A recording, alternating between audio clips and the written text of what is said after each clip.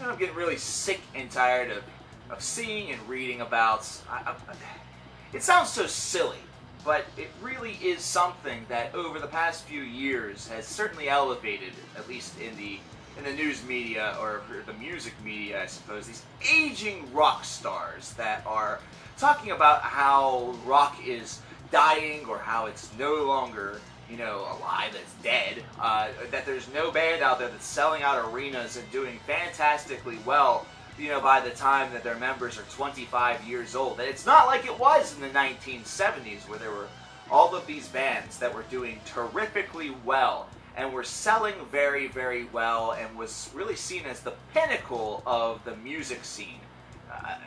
It's ridiculous to me in a couple of different ways. I myself would love to see a rock revival, but here's the thing, maybe, just maybe, there are a couple of things that are keeping this from happening, or, here's a wild thought, perhaps it's something that is already in progress. Maybe it's something that's never actually gone away. The actual thing that's gone away is perhaps just the word rock. Maybe it's just something where that word rock is no longer associated with the movement.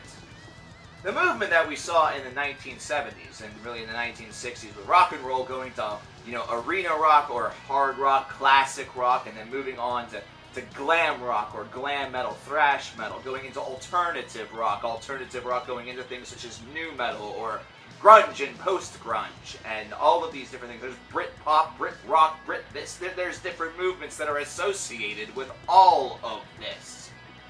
Now, not every band out there is going to be the Foo Fighters, and the Foo Fighters, even though they are being perceived as perhaps one of the last surviving saving graces of rock, are not traditionally seen 100% as just a rock band like, Gene Simmons and his Kiss Boys, or J.J. French and Twisted Sister, who themselves are not associated principally just with rock music. There's definitely a glam motion that is within that.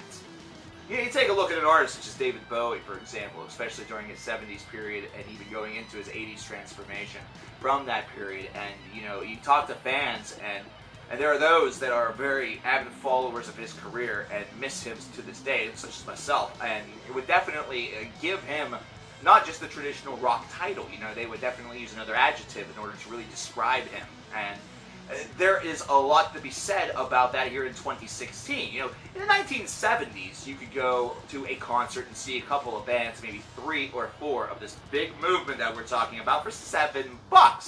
That happened in 2016. You'd be at either a local show or you'd be looking behind both shoulders, looking behind your back to see who's about to freaking rob you blind, because there's a lot of skepticism in 2016.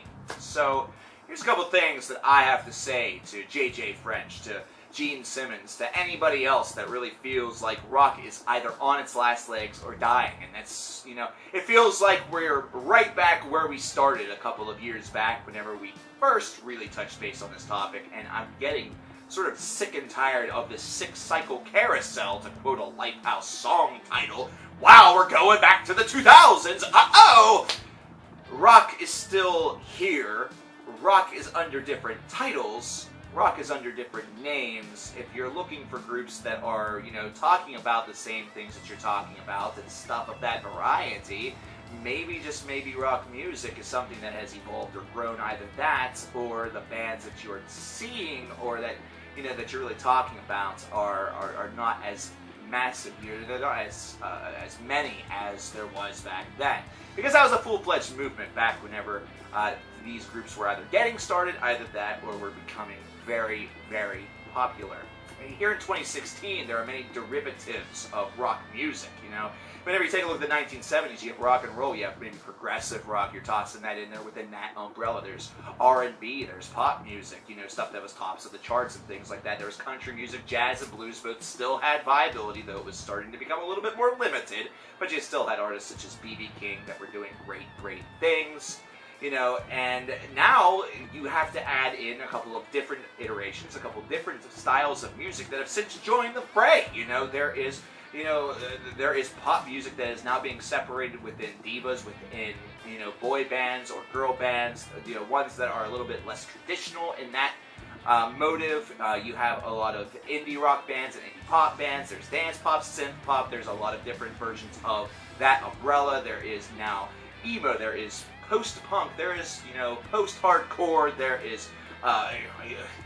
There's so many different versions of the rock and roll umbrella. A couple of different movements that are really going on, and they are doing very well. So JJ mentions names such as Avenged Sevenfold, which you would traditionally maybe consider under the heavy metal umbrella. Perhaps that's something that needs to be considered. Perhaps rock has grown to include a harder edge, which is the heavy metal side, and one that's a little bit more traditional, a little bit more garage rock feel, such as an alternative rock or even an indie rock movement, which is present and is there. And there are a ton of artists that are upstarts, a ton of artists that are within the age range of perhaps 18 to 25 that may not be selling out arenas.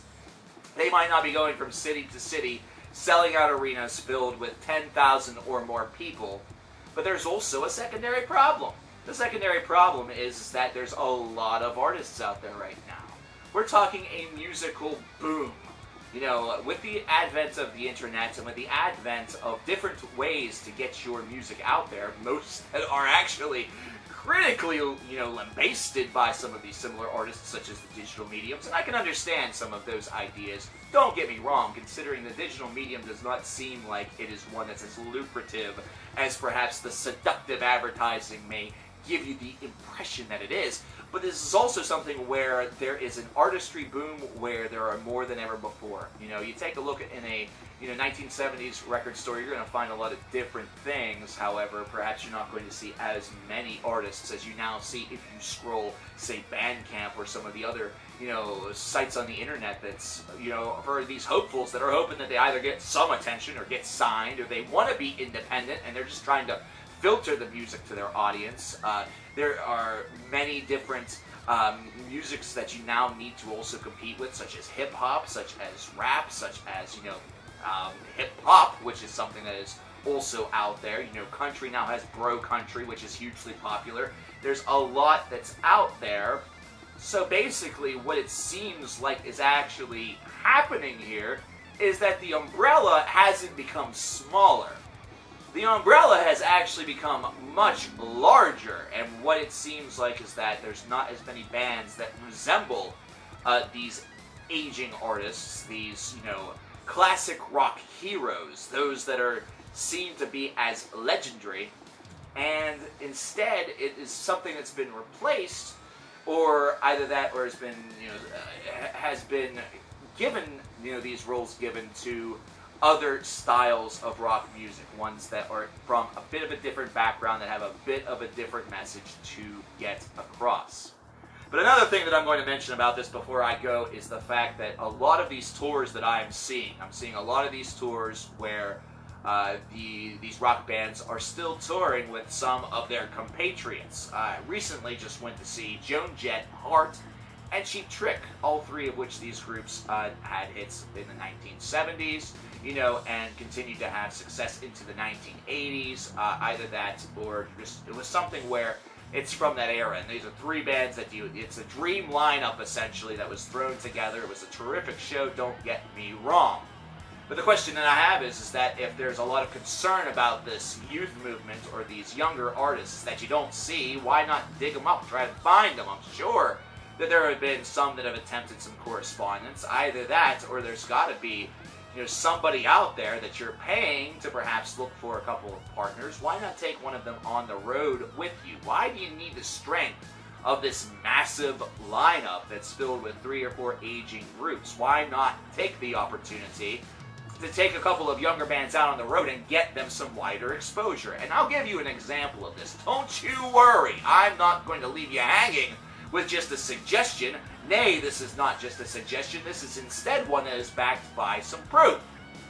In June, so 2 months ago now, I went and saw The Cure at Merriweather Post Pavilion, Baltimore, right around Maryland here in the United States.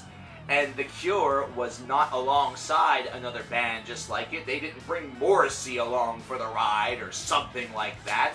They didn't tap into New Order or something. No, instead, what they did is they brought along a relatively young band in the Twilight Sad. And you listen to that name and it just screams at you, oh crap, I'm probably going to hate this. Quite the opposite, though. From the minute that they hit the stage, they transfix you. You know, they play this style of music that definitely complements The Cure very nicely. It has a little bit of that shoegaze mentality, has a little bit of that pop mentality, a lot of that rock mentality. Just has some very, very good work, and it complemented The Cure's set very, very well. And JJ French, this is specifically for you. You know, The Cure could have gone out there and played all their hits and nothing more, but they dug deep into their catalog and played a 3-hour set. You're fucking moved, dude. You're fucking moved. You know, and the crowd was into this stuff. Maybe the problem that you're experiencing is the fact that the crowd only knows a couple Twisted Sister songs as opposed to full albums. You know, that's just kind of a guess. You know, Kiss actually has a pass on this. Kiss has a ton of hits, you know, from different decades. You know, they could dig into the Kiss catalog as deep as they wanted to, you know, the Bruce Kulick era and things of that variety, the 1980s or even the 90s era. Take something off of Psycho Circus and play it, and, you know, Kiss fans, members of the Kiss Army would know it. I don't really think that Twisted Sister has a fan base that has quite that same level of commitment. So maybe that's why that message is being really stated. I want to know what you guys think about this. Once again, I know it feels like we're playing Ring Around the Rosie with 3 years ago, and I apologize for that. But, you know, I figured that this was going to be something that was going to be talked about for a little bit, and then it was going to either go away or there was going to be something done about it in order to really try to boost up some of these young groups. You know, take a couple of these groups out on the road, give them their big break, because it is not the movement of the era. It isn't the movement of the era. You know, it's easy, or should I say easier, to have this sort of success whenever that's the movement of the era, and all of the kids want to be in a rock band. And that's what they want. You know, that's what is hot. It's not what's hot in 2016. In 2016, you actually have to help out your movement a little bit. In 2016, you actually have to help out the cause a little bit, as opposed to just standing aside and sort of looking down at this generation and simply stating, what the fuck's wrong with them? I'm just going to turn it right back on you. What the fuck's wrong with you? What's wrong with you? What's wrong with taking one of these bands out, giving them a shot? Yeah, I know. Opening group. You know, they're not going to get all that much attention. How do you know? First of all, how do you know? And second of all, you got to actually give them a little bit of boost. You have to give them a little bit of hype. You got to help them out. This is something that is, it bothers me a lot. Just because, you know, if you've been in this business for that long, imagine what a glowing recommendation from you, JJ, you, Gene, you, Steven, Tyler, you, whomever. Imagine what that could potentially do. That's all I am saying. With The Cure taking out the Twilight Sad, they got a new fan out of me. Whether or not they got 7 or 70, 700 more, just like me, is impossible for me to say. But the fact that they got one, that's one in the right direction. That's one way The Cure is doing something that right now I'm not hearing from you guys. That's all that I'm saying. I want to know what you guys think about this, Cover Killer Nation. Leave your thoughts in the comments below. I think a lot of problems that we see here in 2016 are a lot of problems that people voice. A lot of it really could be solved with a little bit less talk and a lot more action. But that's, again, just me. What do you think?